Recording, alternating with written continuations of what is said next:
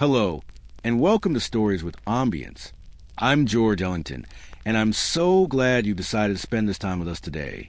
Before we begin, I want you to take a moment, just a brief, simple moment, to settle in. Maybe you're listening while curled up on your couch, or perhaps you're lying in bed, letting the day finally release its grip on you. Wherever you are, whatever brought you here, know that you've arrived at a safe harbor. This is your time. Time to breathe. Time to let go. Time to remember. The story I'm about to share with you tonight is special to me. It's called Summer of '89, When Time Moves Slower. And it's about a season that exists not just in memory, but in that sacred space between who we were and who we would become. It's about the last summer before everything changed, before we rushed headlong into the future, before we learned that time is both infinite and heartbreakingly brief. So take a deep breath with me. Let your shoulders drop. Let the tension in your jaw soften. Close your eyes if you'd like, or let them gaze unfocused at nothing in particular. We're going to step back together, back to a time when the days stretched like taffy, when a single summer could hold an entire lifetime, and when the biggest decision you faced was whether to have one more popsicle before dinner. Are you ready? Then let's begin. Sound of a screen door opening with a familiar creak, then gently closing with a soft slap. The summer of 1989 arrived in Millbrook the way it always did. Not with a bang, but with a slow, warm exhale that turned the whole world golden. It was the kind of small town that time forgot, or maybe more like the kind of place that time decided to visit less often, only stopping by when it absolutely had to. Population 3,847. Though that number had been stuck on the weathered sign at the town limits for at least a decade. Folks joked that every time someone was born, someone else split for the city, keeping things balanced. Our story centers on that summer, and on four friends who didn't know yet that it'd be their last summer of innocence, their last season of believing that tomorrow would always look like today, just with different weather. Soft sound of bicycle spokes clicking, the whir of wheels on pavement. 16-year-old Danny Morrison woke up on the first day of summer vacation to the smell of his mom's blueberry pancakes drifting up to the floorboards of their 100-year-old house. The smell was a tradition, as reliable as the sunrise, marking the official beginning of freedom. He stretched in bed, feeling the cool cotton sheets against his skin, and stared at the ceiling where he'd stuck glow-in-the-dark stars in the shape of constellations he'd learned from his grandpa. Orion, the Big Dipper, Cassiopeia. They didn't glow anymore. The adhesive had given out and most had fallen over the years. But he knew where each one had been. Memory filled in what time had taken away. Through his window, already open to catch the early morning breeze, he could hear the world waking up, Mrs. Henderson's sprinklers next door, ticking their predictable rhythm, the distant rumble of old man Patterson's ancient lawn mower, the sharp, joyful bark of Lucky, the golden retriever from 3 houses down, probably chasing squirrels in his eternal, never-gonna-happen quest. Danny smiled. Summer. Man, he'd been waiting for this. He pulled on his favorite jeans, the ones with a hole in the right knee that his mom kept threatening to patch, and a faded blue t-shirt advertising a concert he'd never been to for a band he'd never heard of. He'd found it at the thrift store for 50 cents, and it had become his uniform. Downstairs, his mom was humming along to the radio. Debbie Gibson, probably, or maybe Madonna. She was 38, but insisted she was still young enough to dig pop music, much to Danny's simultaneous embarrassment and secret appreciation. Morning, sleepyhead, she said without turning around, somehow sensing his presence the way moms do. Pancakes are almost ready. OJ's on the table. Thanks, Mom. Danny poured himself a glass from the sweating pitcher, condensation already pooling on the formica table beneath it. What's on the agenda for today? She asked, flipping a pancake with practiced ease. Meeting the guys at the creek. Maybe bike out to the quarry later. She turned then, a slight crease of concern between her eyebrows. Be careful at that quarry, Danny. I don't like you boys swimming there. It's not safe. We're just looking, Mom. We're not stupid. She held his gaze for a moment, and he saw in her eyes that universal mom struggle, the war between protecting and letting go, between holding on tight and giving him space to be 16.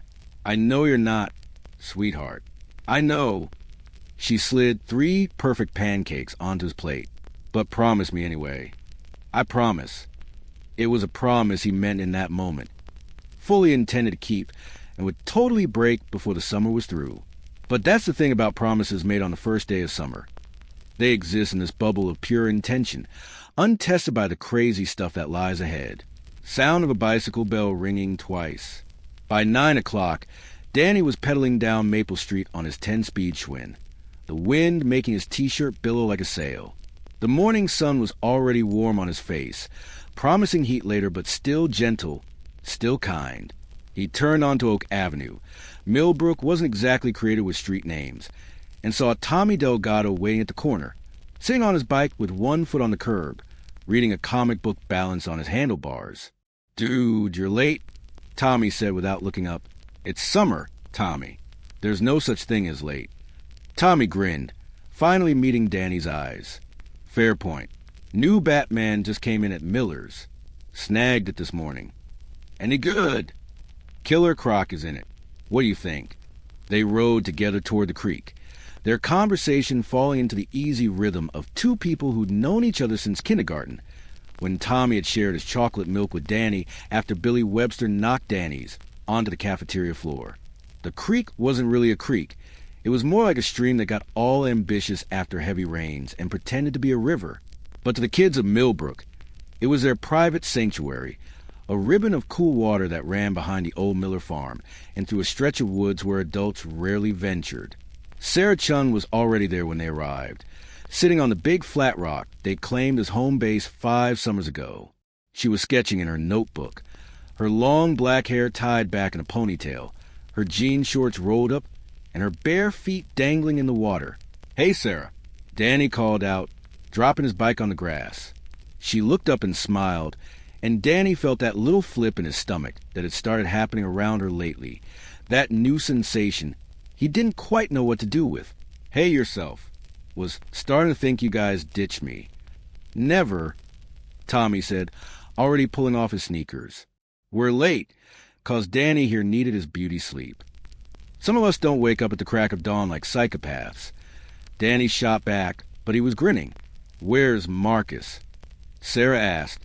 As if summoned by his name, Marcus Washington came crashing through the underbrush on the far side creek, his bike skidding to a stop in a spray of dirt and leaves. "Present," he announced, throwing his arms up like he'd just scored a touchdown. Marcus was tall for 16, already 6'2", with a smile that could charm anyone from his grandma to the grumpiest teacher at Millbrook High. He was the one who made them all laugh, who turned ordinary moments into adventures, who believed deep down that life was meant to be celebrated loudly and often. "Nice entrance," Sarah said dryly, but she was smiling too. Thank you. I'll be here all summer."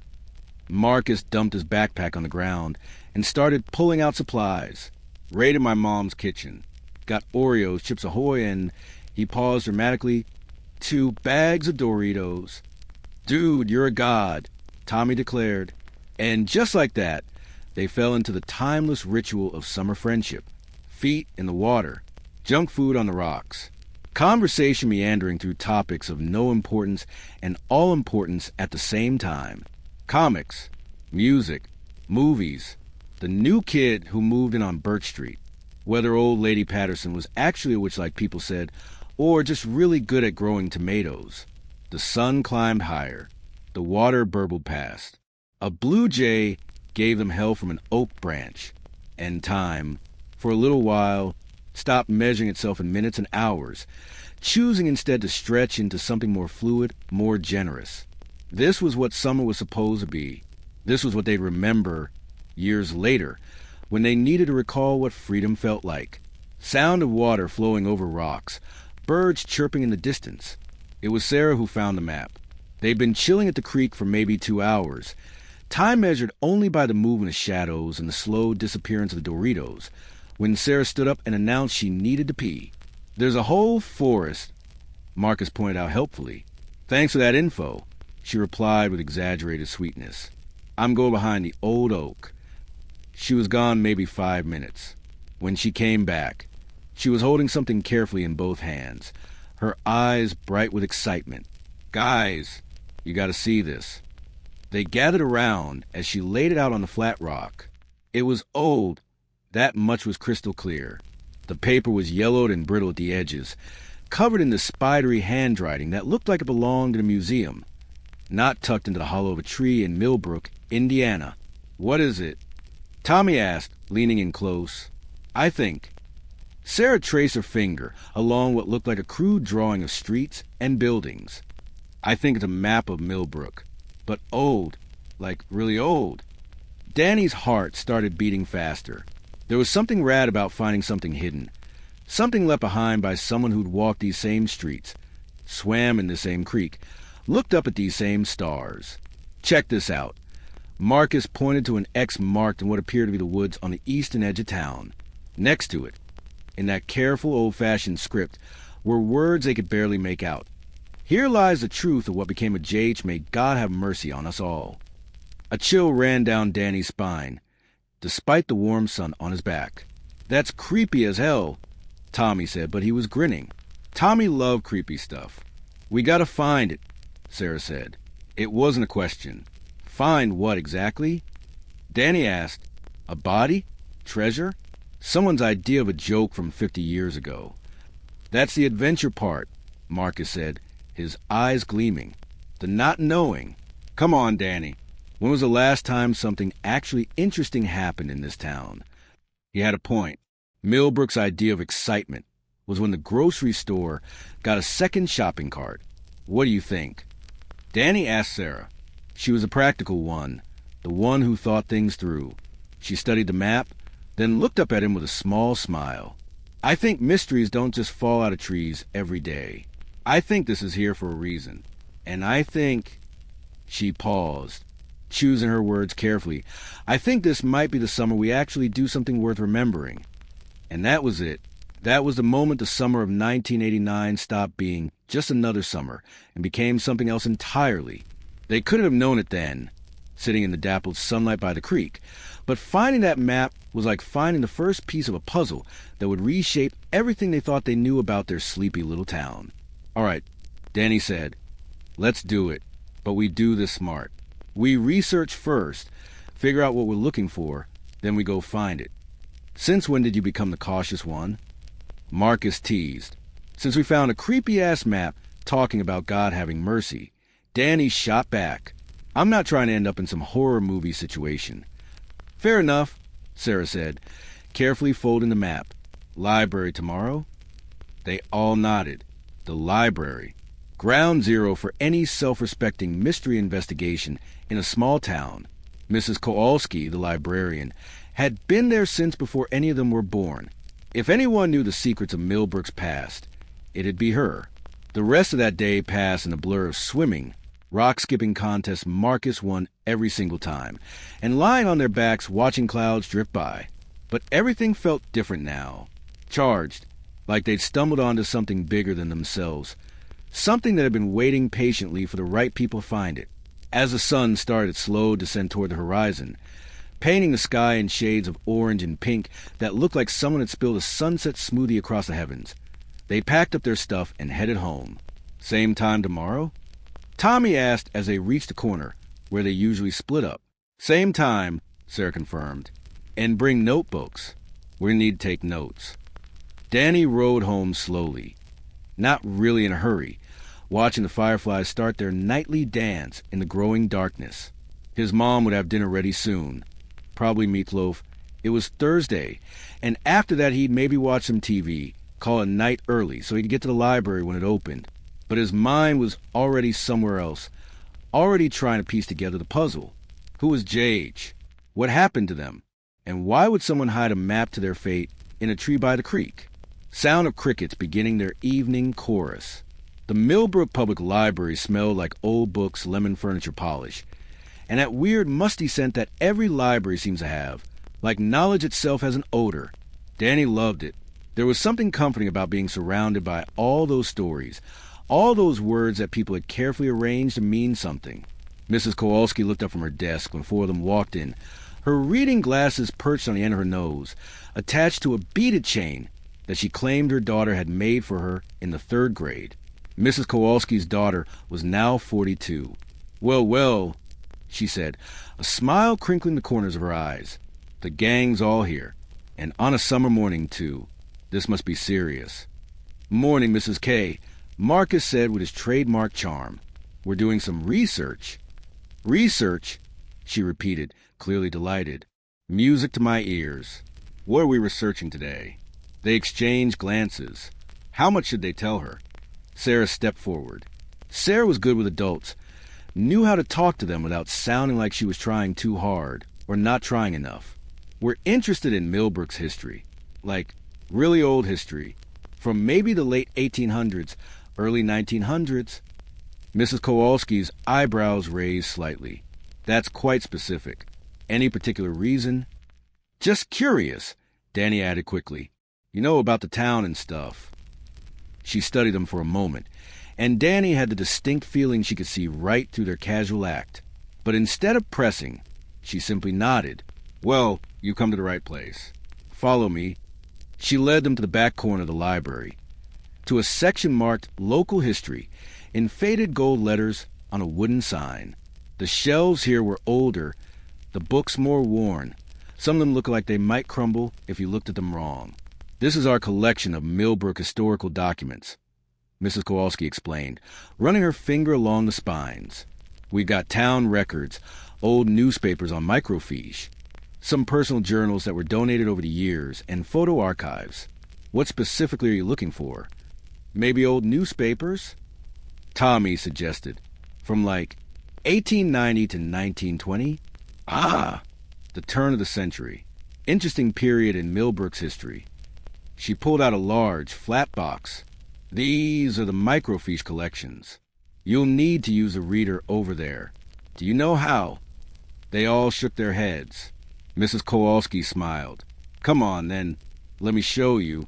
For the next 20 minutes, she walked them through how to load the microfiche, how to advance through the pages, how to focus the image.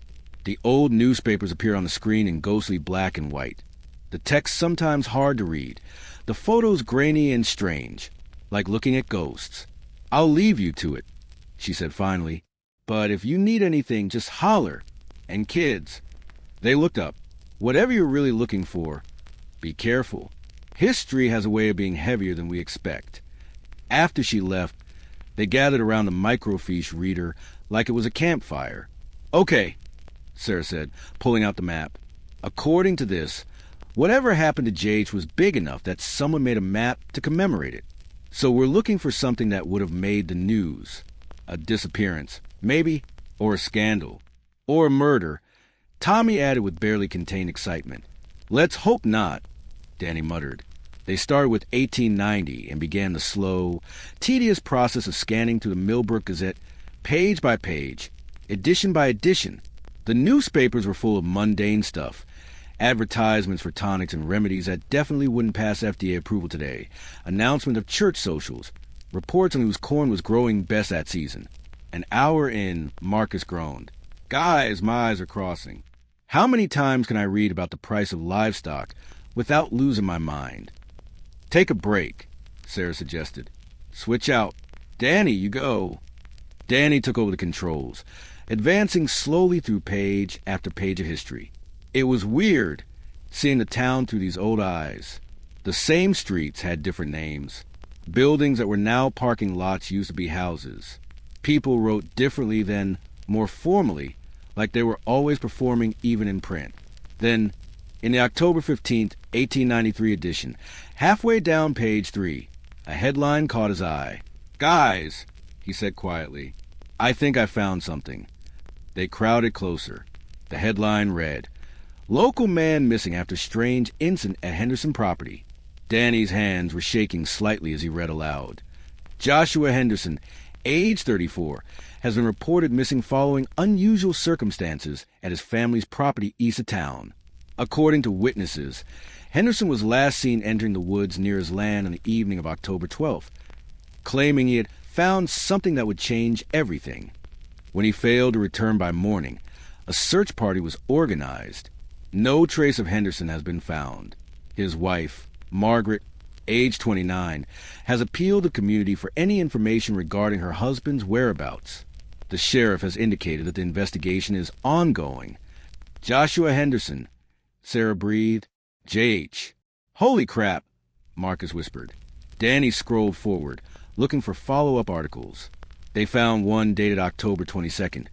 Search for Henderson continues, NO leads. Then November 3rd. Sheriff declares Henderson case cold. Presumed dead. And then, chillingly, December 1st.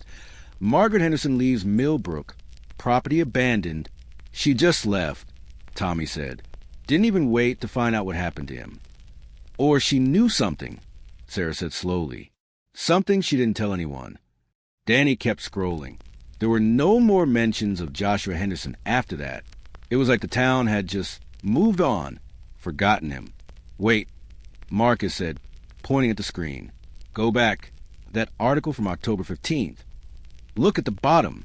Danny scrolled back. At the bottom of the article was a small addendum he'd missed the first time. Editor's note.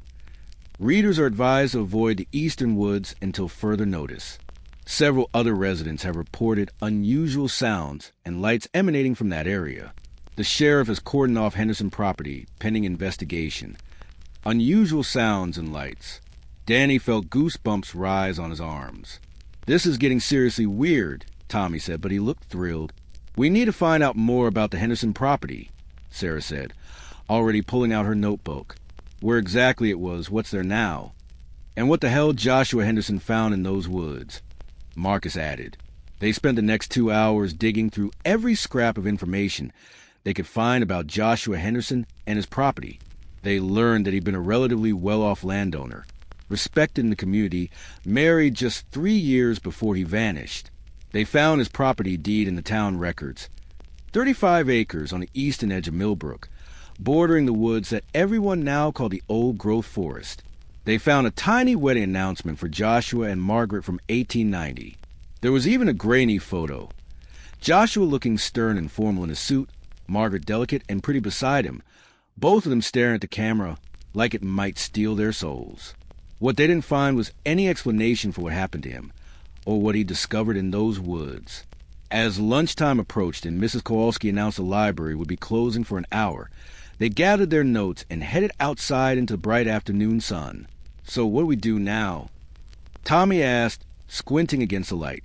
Danny pulled out the map again, studying it in the daylight. The X was marked in what would have been the woods behind the Henderson property. He looked up at his friends. We go there, he said simply. We find out what Joshua Henderson found. When? Marcus asked. Sarah checked her watch. My parents think I'm at the library all day doing summer reading. We've got time. Mine think I'm with you guys, which I am, so I'm good, Tommy said. Marcus grinned. My mom's working a double shift. I've got until 7. They all looked at Danny. He thought about his promise to his mom, about being careful, about not doing anything stupid.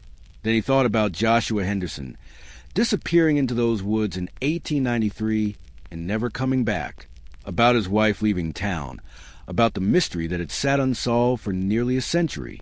Let's go, he said. Sound of bicycles on gravel, the clicking of gears.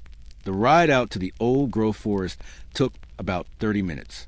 They followed the map as best they could, trying to match the old street names and landmarks to what existed now. A lot had changed in 100 years, but some things, the creek, certain old oak trees, the general lay of the land, remained constant. The forest itself stood like a wall of green at the edge of town, dark and dense even in the middle of a sunny afternoon. There was a reason people didn't go in there much. It wasn't forbidden or anything, but it had that quality that makes people naturally steer clear. Something about the way the trees grew so close together, how the light seemed to get swallowed up the moment you stepped under canopy. They left their bikes at the tree line, chaining them to a fence post, even though there was probably zero chance anyone would steal them out here. Everybody got flashlights. Danny asked. They checked their bags. Everyone nodded. Okay, we stick together. No wandering off. And if things get weird, we bail. Deal.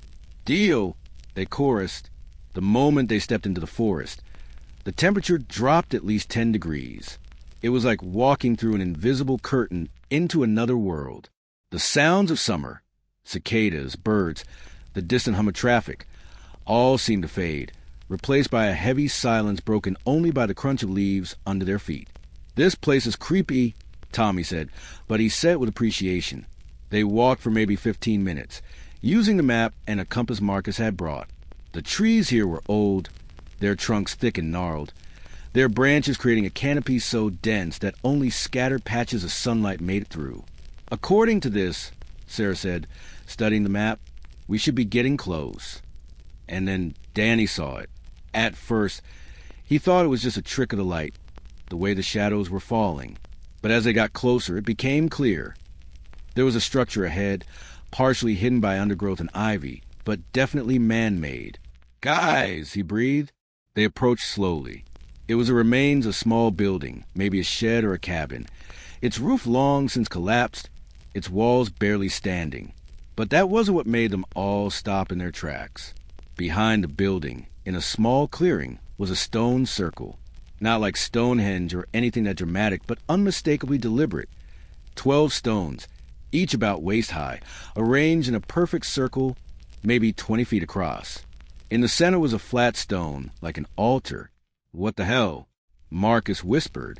They stood at the edge of the clearing, nobody quite willing to step into that circle first. "This can't be what I think it is," Sarah said. "What do you think it is?" Tommy asked. I think it's some kind of ritual site." Danny felt his mouth go dry. This was way beyond finding an old treasure map. This was something else entirely. "Look," Tommy said, pointing. "There's something on the center stone." He was right. There were markings carved into the flat stone at the center of the circle, worn by time, but still visible. They stepped closer, still not entering the circle itself, and strained to see. The symbols made no sense. They weren't letters, at least not in the alphabet Danny recognized. They were curved and angular at the same time, almost organic looking, like they'd grown into the stone rather than been carved. "Can anybody read this?" Marcus asked. They all shook their heads. Sarah was sketching frantically in her notebook, trying to copy down the symbols. "We need to research these. They have to mean something." "You guys," Danny said slowly, "what if this is what Joshua Henderson found? What if he discovered this circle and—" He didn't finish the sentence. He didn't have to, and it freaked him out so bad he disappeared. Tommy supplied. "Or something happened to him here," Sarah added quietly. They stood there for a long moment, each lost in their own thoughts, the weight of a century-old mystery pressing down on them.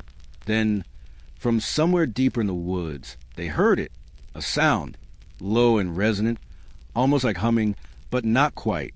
It seemed to come from everywhere and nowhere at once, making the air itself vibrate. "Okay," Marcus said, his voice suddenly tight. "Okay, that's our cue to leave." Nobody argued. They backed away from the clearing, keeping their eyes on the stone circle like it might come alive if they looked away. The humming grew louder, or maybe it was just that they were more aware of it now, but either way it made Danny's teeth ache. They didn't run. Running would have been panic, and panic would have made them make mistakes. But they walked fast, really fast, retracing their steps as best they could in the growing shadows. The humming followed them all the way to the tree line. When they finally emerged from the forest, stumbling out into the late afternoon sunlight, they all stood there for a moment, breathing hard, not quite believing what they'd just experienced. "Did that just happen?" Tommy asked. "Yeah," Sarah said. "Yeah, that definitely happened." They rode back to town in silence, each processing what they'd seen, what they'd heard. By the time they reached their usual corner where they split up, the sun was starting to set. "Tomorrow," Danny said, "we meet at my house. We figure out what those symbols mean." "And then what?" Marcus asked. Danny looked back in the direction of the forest, though from here, they couldn't see it anymore. "And then we figure out what happened to Joshua Henderson. For real this time." They went their separate ways, but Danny couldn't shake the feeling that they'd crossed some kind of threshold. The summer had shifted. They weren't just kids hanging out anymore. They were investigators, seekers of truth. And somewhere in those woods, something was waiting. Sound of wind chimes in the evening breeze. That night, Danny couldn't sleep. He lay in bed, staring at where his glow-in-the-dark stars used to be, thinking about stone circles and mysterious sounds and a man who'd vanished a century ago. Around midnight, His phone rang. The landline in his room, the one his parents had reluctantly agreed to when he turned 15. "Hello?" he answered, his voice thick with almost sleep. "Danny?" It was Sarah. She sounded breathless. "I've been researching. In my dad's encyclopedia set. Those symbols. Yeah, I found something similar. In a book about ancient Celtic practices. Danny, those stones, I think they might be a gateway." "A gateway to what?" There was a long pause. "I don't know, but whatever Joshua Henderson found, I don't think it was just a cool rock formation. I think he found something real, something that maybe shouldn't have been disturbed." Danny sat up in bed, wide awake now. "We're in over our heads, aren't we?" "Maybe," Sarah admitted.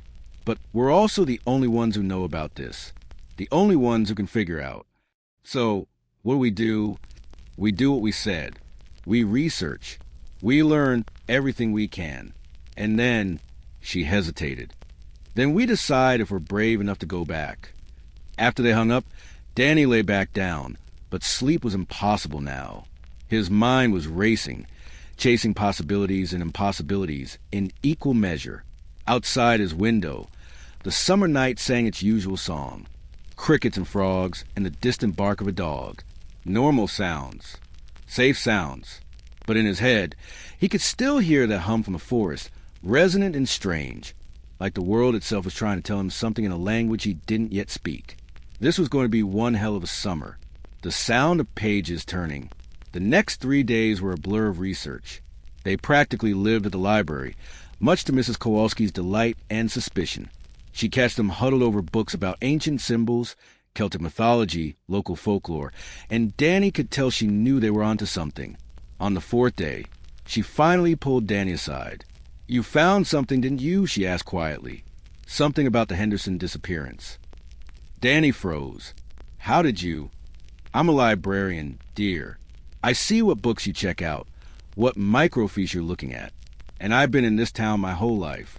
I know its secrets." She paused. "Or at least I know some of them." "What do you know about Joshua Henderson?" Danny asked.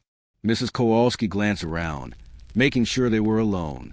"I know my grandmother used to tell me stories about the old families of Millbrook, the ones who were here from the very beginning." She said some of them knew things. Old things. Things from before the town, before the settlers, from when this land belonged to... She trailed off. Belonged to who? She never said exactly. Just called them the first people. She said they had ways of seeing the world that we'd forgotten, ways of moving through it. Mrs. Kowalski looked directly at Danny.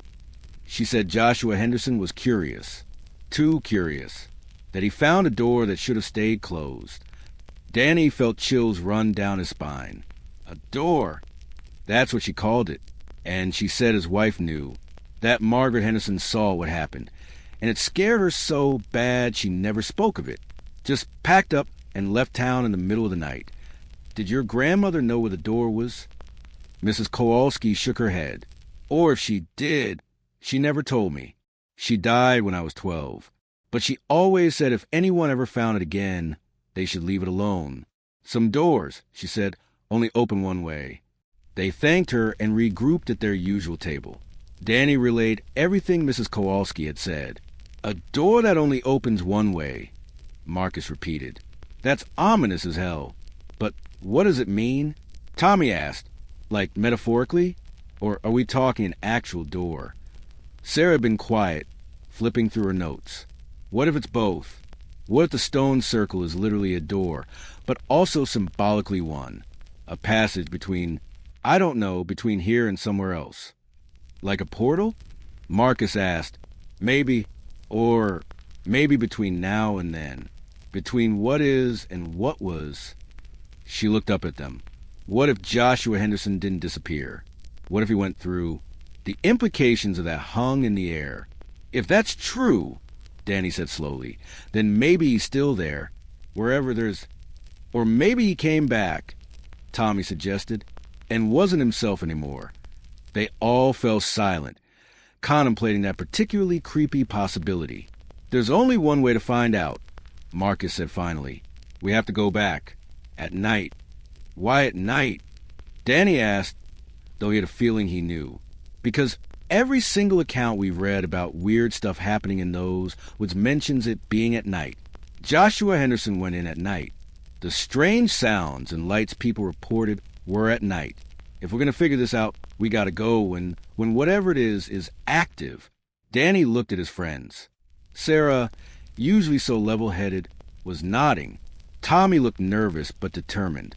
Marcus had that glint in his eye that meant he'd made up his mind. My parents are going to a wedding this Saturday. Danny heard himself say, won't be back until.